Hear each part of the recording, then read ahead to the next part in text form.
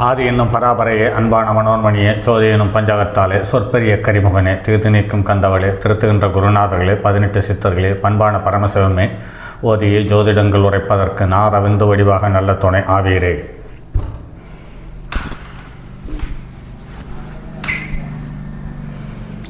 உலகில் உள்ள தமிழ் பேசும் அனைத்து நல் உள்ளங்களுக்கும் மற்றும் ஜோதிட சான்றோர்களுக்கும் முத்தோர்களுக்கும் ஆர்வலர்களுக்கும் மற்றும் இந்த காணொலியை காணும் உங்களுக்கும் ஆஸ்ட்ரோராஜின் இனிய நல் வணக்கங்கள். அனைவருக்கும் மீண்டும் ஒரு முறை இனிய தைத்திருநாள் வாழ்த்துக்கள் மற்றும் புத்தாண்டு பொங்கல் நல்வாழ்த்துக்கள். எல்லா என் மனதில் உள்ள அனைத்து எண்ணங்களையும் வெளியே எடுத்துவிட்டு புது எண்ணங்களோடு புது சந்தோஷத்துடன் புது ஈடுபாட்டோடு இந்த பொங்கலை கொண்டாடி மகிழுங்கள் தமிழ் பேசும் உள்ளங்களே. இந்த பொங்கல் என்பது நம் வாழ்வில் வரக்கூடிய ஒவ்வொரு தைத்திருநாளும் அற்புதமான நாள் என்பதில் மிகையாக இருக்க முடியாது. ஆக உங்களோடு உறவாடும் அனைத்து உறவுகளுக்கும் நீங்கள் வைக்கும் பொங்கலில் அல்லது கொண்டாடும் பொங்கல் விழாவில் கலந்து கொண்டு சிறப்பிக்க ஏதுவாக உறவாடுங்கள். உறவாடும் பொழுது நான் நீ என்ற ஈகோவை விட்டு தள்ளுங்கள். நாம் என்ற எண்ணத்தோடு பழகுங்கள்.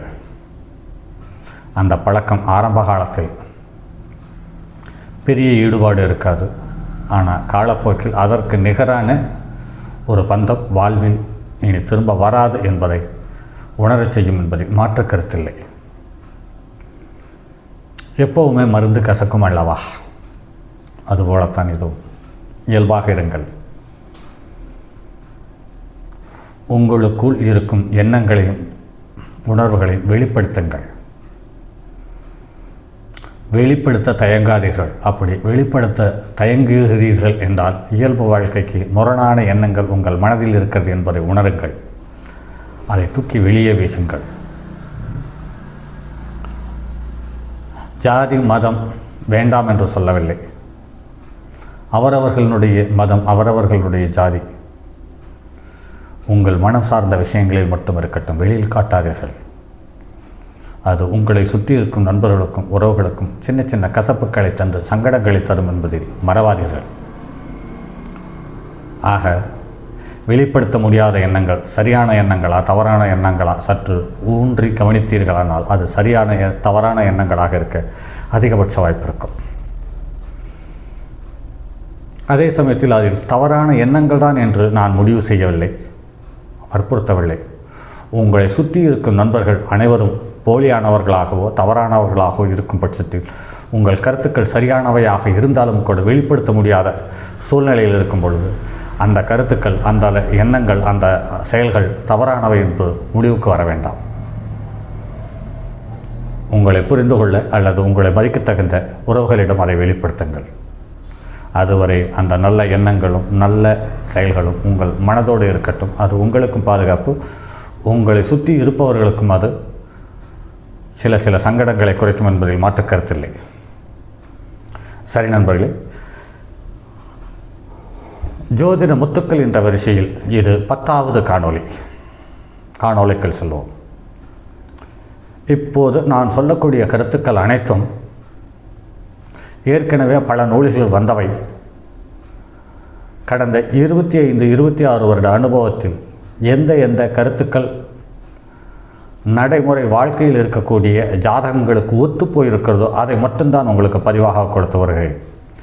இன்னும் 1-2 தகவல்கள் ஒத்து போகாமல் இருக்கிறது. காலப்போக்கில் அது ஒத்து வரும் என்ற நம்பிக்கையோடு அதை போன்ற கருத்துக்களை வெளிப்படுத்தவில்லை. தற்போது வெளிப்படுத்திக் கொண்டிருக்கும் அனைத்து கருத்துக்களும் ஏதாவது ஒரு ஜாதகத்தில், ஏதாவது ஒரு நாளில், ஏதாவது ஒரு மணி நேரத்தில், நிமிடத்தில் எனக்கு நடைமுறையில் ஒத்துப்போயிருக்கிறது. அந்த கருத்துக்களின் தோல் மீது கை போட்டு கொண்டு பயணித்திருக்கிறேன். அது ஒரு சுகத்தையும் கௌரவத்தையும் மரியாதையை தந்திருக்கிறது. அது மட்டும் இல்லாமல் பொருளாதாரத்தையும் தந்திருக்கிறது என்பதை மறுக்க இயலாது. அப்படிப்பட்ட கருத்துக்கள் தான் உங்களுக்கு கண்முன்னால் தருகிறேன். இதை வகுப்பாக போட்டு என்னால் சம்பாதிக்க இயலும். அது ஒரு குறிப்பிட்ட மனிதர்களுக்கு மட்டும்தான் போய் சேரும். எந்த ஒரு மனிதன் இந்த காணொளியை பார்க்கும் வாய்ப்பு இருக்கிறதோ அந்த மனிதனுக்கு கண்டிப்பாக ஒரு தாக்கத்தை ஏற்படுத்தும், ஒரு தகவல்களை அறிவிக்கும், ஒரு புதிய விஷயத்திற்கான சிந்தனையை தோட்டும் என்பதில் மாற்று கருத்து இருக்க முடியாது. ஆக தொடர்ந்து என்னோடு பயணியுங்கள் நண்பர்களே. மீண்டும் ஒரு பொங்கல் வாழ்த்துக்கள். அத்தோடு காணொளிக்குள் செல்வோம் வாருங்கள் நண்பர். ஒரு குழந்தை அற்ப அயலாக இருக்கிறதா என்ற ஜாதகத்தை பார்த்தவுடன் எப்படி சொல்வது? செவ்வாய் 7ஆம் இடத்திலிருந்து சூரியன் 8ஆம் இடத்திலிருந்து லக்னாதிபதி பலம் குறைந்து இருந்து அந்த 7-8 தசாபுத்தி நடக்கும் காலத்தில் அந்த குழந்தைக்கு ஆயுள் குறைபாடு ஏற்பட வாய்ப்பு இருக்கிறது. செவ்வாய் பலகீனமடைந்து, அதாவது நீச்சமடைந்து லக்னத்தில் இருந்தாலும் அந்த லக்னாதிபதி லக்னத்துக்கு 2ஆம் இடத்தில் இருந்தாலும் அந்த லக்னம் என்பது கடகலக்கணம். அந்த கடகலக்கணத்துக்கு 2க்குரிய மாரகாதிபதி சூரியன், அவனுடைய சொந்த நட்சத்திரம் அந்த வீட்டிலேயே இருக்கிறது, அதாவது சூரியனுடைய வீட்டிலேயே இருக்கிறது. லக்னத்தில் செவ்வாய் இருந்து 2வது இடத்தில் உத்தர நட்சத்திரத்தில் சூரியன் இருந்து சூரியனும் நீச்சம் பெற்றிருக்கும் வகையில் ஒரு குழந்தை ஜனனிக்கும் பொழுது அது ஆயுள் தோஷத்தை சந்திக்கிறதுக்கான வாய்ப்பு அதிகமாக இருக்கிறது. அதே சமயத்தில் செவ்வாய் லக்னத்துக்கு 8ஆம் இடத்தில் சூரியனுடன் சேர்ந்திருந்து 8க்குரியவன் நீச்சம் பெற்று இருக்கும் பட்சத்தில் லக்னாதிபதியும் சக்தி குறையும் பட்சத்தில், அதாவது பலமிழக்கும் சூழ்நிலையில் இருக்கும் பொழுது மரணத்தை தருவதற்கான வாய்ப்புகள் அதிகம். அடுத்து தாய்க்கும் குழந்தைக்கும் ஆபத்து எந்த அமைப்பு என்று பார்க்கும் பொழுது சந்திரனுக்கு முன்னும் பின்னும் பாவக்கிரகங்கள் இருந்து சந்திரன் நின்ற வீட்டுக்கு லக்னத்துக்கு 7-8 பாவக்கிரகம் இருந்தாலும் 4ஆம் இடத்தில் பாவக்கிரகம் இருந்தாலும் தாயும் குழந்தைக்கும் ஒரே சமயத்தில் ஆயுள் தோஷம் வருவதற்கான வாய்ப்பு இருக்கு.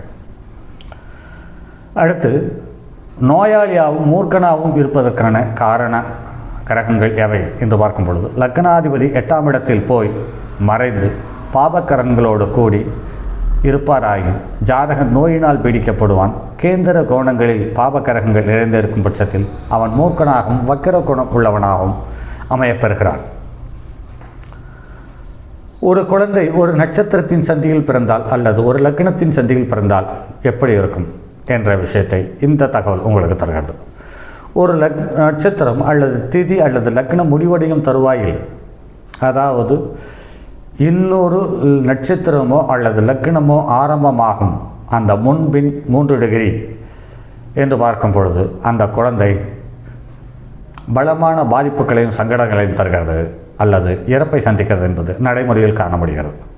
பாவகர்த்தாரிய யோகம் என்று சொல்லப்பட்டிருக்கிறது. அது சந்திரனுக்கு முன்னாலும் பின்னாலும் பாவக்கிரகம் இருந்து லக்னத்தையோ சந்திரனையோ பிறந்த காலத்தில் இருக்கக்கூடிய ராகு அடுத்து லக்னத்தையோ சந்திரனையோ தொடும் சூழ்நிலையில் இருக்கும் பொழுது அந்த குழந்தையும் ஆயுள் தோஷத்தை அடைகிறது. ஆயுள் காலம் குறைந்து விடுகிறது அல்லது ஆயுளை கெடுத்து விடுகிறது என்பதையும் காட்ட முடியும்.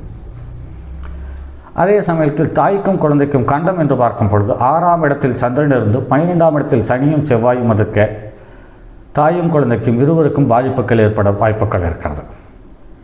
சனியும் சந்திரனும் ஒரே நட்சத்திர பாதத்தில் கூடியிருந்து லக்னத்தில் சந்திரனும் சுக்கிரனும் கலந்து 7இல் சனி இருந்தாலும் சுபர் பாராது இருக்கும் குழந்தையும் தாயும் இறக்க வாய்ப்புண்டு.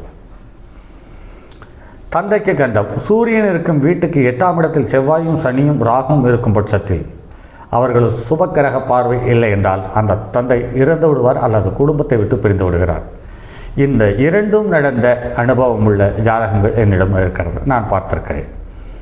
அடுத்து சந்திரன் இருக்கும் வீட்டில் 7, 8, 9ஆம் இடங்களில் பாவக்கிரகங்கள் இருந்தால் தாயும் தந்தையும் மறிப்பார்கள். சந்திரன் இருக்கும் வீட்டுக்கு 7, 8, 9ஆம் இடங்களில் பாவக்கிரகங்கள் இருந்தால் குழந்தையும் தந்தையும் இறப்பார்கள் என்று சொல்லப்பட்டிருக்கிறது. இதுவும் நடைமுறையில் அனுபவத்தில் பார்த்திருக்கிறேன். இந்த கருத்து நடைமுறைக்கு ஒத்துப்போகிறது. கிரகண கால ஜனனம் சந்திர கிரகணம் நடக்கும் நேரத்தில் குழந்தையின் ஜாதகத்தில் சந்திரன் பாவியோடு கூடி இருந்தாலும் அல்லது 8ஆம் வீட்டில் சந்திரன் இருந்தாலும் குழந்தை இறந்து விடுவதற்கான வாய்ப்பு இருக்கிறது. சூரிய கிரகணம் நடைபெறும் காலத்தில் பிறந்த குழந்தையின் ஜாதகத்தில் சூரியன் பாவக்கிரகங்களோடு கூடியிருந்து 8ஆம் இடத்தில் சனியும் செவ்வாயும் ராகும் இருக்கும் பட்சத்தில் அந்த குழந்தை பிறந்த நேரமும் குழந்தையும் அல்லது குழந்தையின் பெற்றோர்கள் இருவரும் இறந்து விடுவதை நடைமுறையில் காண முடிகிறது. தாய் தந்தைக்கு கெடுதி என்ற தலைப்பில் பார்க்கும் பொழுது சந்திரனுக்கு 7ஆம் இடத்தில் சனியும் சூரியனுக்கு 7ஆம் இடத்தில் செவ்வாயும் இருக்கக்கூடிய குழந்தை தாய் தந்தையருக்கு நற்பலன்களை தருவதில்லை, பலமான பாதிப்பையும் சங்கடங்களையும் தந்துவிடுகிறது. அந்நியர்களால் வளர்க்கப்படக்கூடிய குழந்தைக்கு ஜாதகத்தில் செவ்வாய் 11இல் சந்திரன் இருந்தால், செவ்வாய் 11இல் செவ்வாய் நின்ற வீட்டுக்கு 11ஆம் இடத்தில் சந்திரன் இருந்தால் குழந்தைக்கு கெடுதி உண்டாகும். அந்த சந்திரனை சுபக்கிரகங்கள் பார்த்தால் குழந்தை அந்நியரால் வளர்க்கப்படும் என்று சொல்லப்பட்டிருக்கிறது. ஆண்மையற்றவன் என்ற தலைப்பை பார்க்கும் பொழுது புதன் வீடுகளில் ஒன்று லக்னமாகி புதன் 6ஆம் வீட்டில் நிற்க அந்த 6ஆம் இடத்து அதிபதி லக்னத்தில் இருக்க ஜாதகன் ஆண்மை அற்றவன் என்று சொல்லப்படுகிறது. இது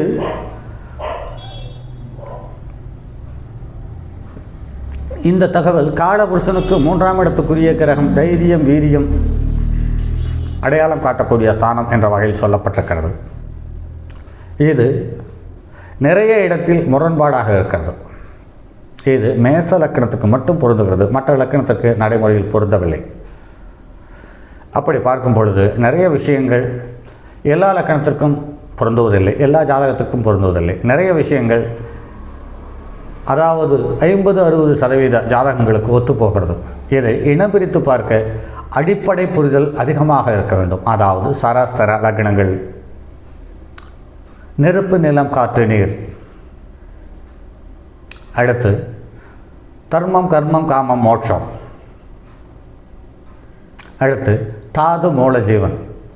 இந்த 4 வகை பிரிவு சம்பந்தப்பட்ட அல்லது 4 வகை குணாதிசயங்கள் சம்பந்தப்பட்ட லக்ன ராசிகளை இனம் பிரித்து அடையாளம் பார்க்கும் தகுதி இருக்கும் பட்சத்தில் உங்களால் ஜாதகத்தில் சொல்ல முடியாததே கிடையாது என்பது என்னுடைய அனுபவம். இதில் நாம் எந்த நட்சத்திரத்தில் பிறந்தோமோ அந்த நட்சத்திரத்திற்கு 3, 5, 7 நட்சத்திரக்காரர்கள் வந்து நம்மிடம் ஜாதகம் பார்க்கும் பொழுது அல்லது பலன்களை கேட்கும் பொழுது அவர்கள் ஜாதகத்தினுடைய தசாபுத்தி அந்தரம் நம் ஜாதகத்திற்கு ஒத்துப்போகாத போது நாம் இயல்பாகவே அவர்களுக்கு சொல்ல வேண்டிய கருத்துக்களை சொல்லாமல் மாறி சொல்கிறோம். அவர்கள் அது அவளுக்கு பிடிபடாமல் போகிறது அல்லது ஒத்துப்போகாமல் போவதால் கடைசியில் இந்த ஜோதிடர் சரியில்லை என்ற கெட்ட பேரும் வருவதை அடையாளத்தில் நிறைய பார்த்திருக்கிறோம். இப்படி ஒவ்வொரு கருத்துக்களும் எல்லா ஜாதகத்திற்கும் ஒத்துப்போகுமா என்று பார்த்தால் கண்டிப்பாக ஜாதகங்களுக்கு ஒத்துப்போகும். அது எத்தனை ஜாதகங்களுக்கு ஒத்துப்போகும் என்பது சரம் ஸ்திரம் உபயம் சார்ந்த விஷயங்களை தெளிவாக உங்களால் உணர முடியுமானால் எல்லா ஜாதகத்துக்குமே ஒத்துப்போகும் என்பதில் மாற்று கருத்தில்லை. சரி நண்பர்கள், மற்றும் ஒரு பதிவில் சந்திப்போம். அதுவரை உங்களிடமிருந்து விடைபெறுவது உங்கள் அன்பு நண்பர் எம் ராஜரத்தினம். என்னுடைய அலைபேசி எண் 978897299999 மற்றும் ஒரு எண் 9791399649.